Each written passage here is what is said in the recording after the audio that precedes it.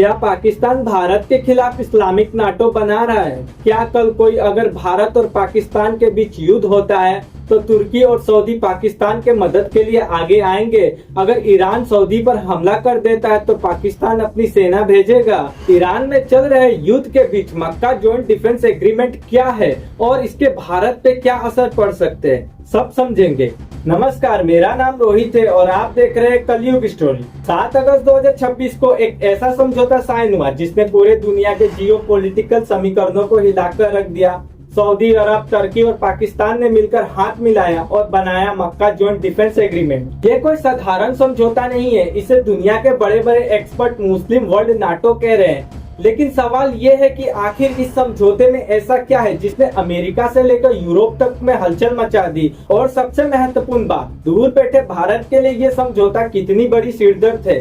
क्या इससे भारत की सुरक्षा को सीधा खतरा हो सकता है? वीडियो को आखिर तक जरूर देखिएगा। सबसे पहले समझते हैं कि यह समझौता असल में क्या है। 7 अगस्त 2026 को सऊदी अरब, तुर्की और पाकिस्तान के टॉप लीडर और डिफेंस मिनिस्टर मक्का में इकट्ठा हुए। वहां उन्होंने एक त्रिपक्षीय यानी ट्रायंगल डिफेंस पैक्ट पे दस्तखत किए। इस समझौते का सबसे बड़ा और सबसे खतरनाक नियम यह है कलेक्टिव डिफेंस। इसका सीधा मतलब है अगर कल कोई इन तीनों देशों में हमला करता है तो उसे एक देश पे हमला नहीं माना जाएगा, बल्कि उसे इन तीनों देश पे हमला माना जाएगा और तीनों देश मिलकर उस दुश्मन देश का मुकाबला करेंगे, ठीक वैसे जैसे यूरोप और अमेरिका का नाटो संगठन काम करता है। इसके अलावा ये 3 देश अपनी मिलिट्री इंटेलिजेंस को आपस में शेयर करेंगे, साल में कई बार बड़े स्तर पर जॉइंट मिलिट्री एक्सरसाइज करेंगे और सबसे बड़ी बात, ये 3 देश मिलकर आधुनिक हथियार और मिलिट्री टेक्नोलॉजी भी बनाएंगे। यानी तुर्की का ड्रोन,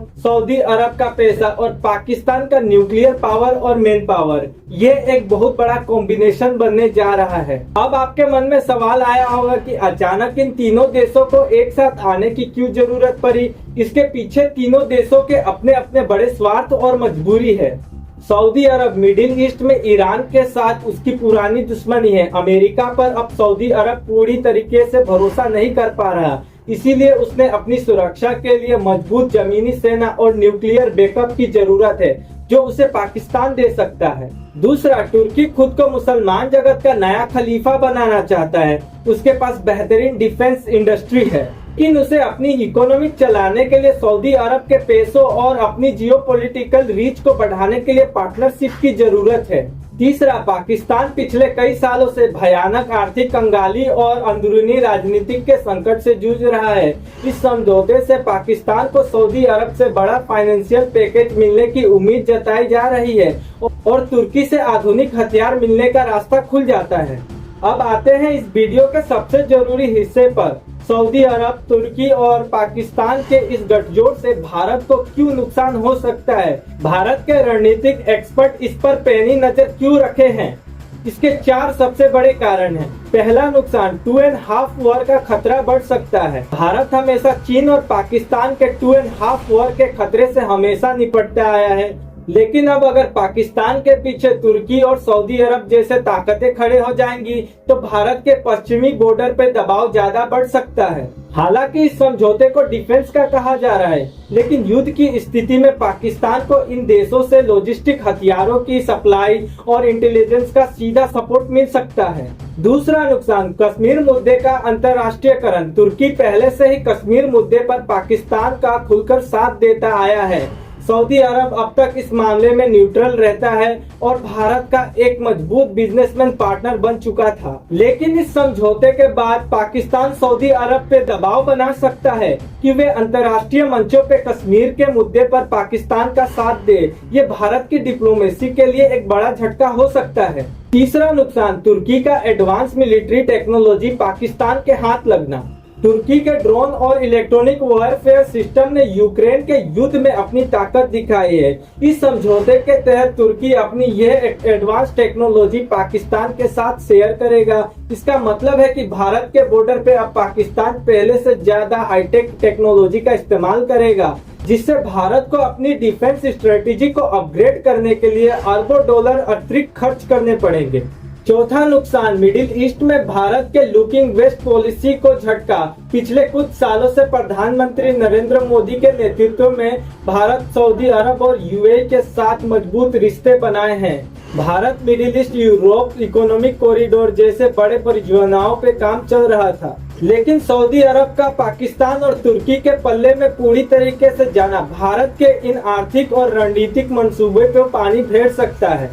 भारत के पास इस चुनौती से निपटने के लिए मजबूत काउंटर स्ट्रेटेजी तैयार है। Bharat middle east Europe economic corridor जैसे बड़े परियोजनाओं पे काम चल रहा था, लेकिन सऊदी अरब का पाकिस्तान और तुर्की के पल्ले में पूरी तरह जाना भारत की आर्थिक और रणनीतिक संबंधों में पानी फेर सकता है। इसका मतलब ये बिल्कुल नहीं है कि भारत के पास इसका कोई जवाब नहीं है। भारत दुनिया का 5वां सबसे बड़ा अर्थव्यवस्था है और हमारी देश की सेना दुनिया की सबसे ताकतवर सेनाओं में से एक है।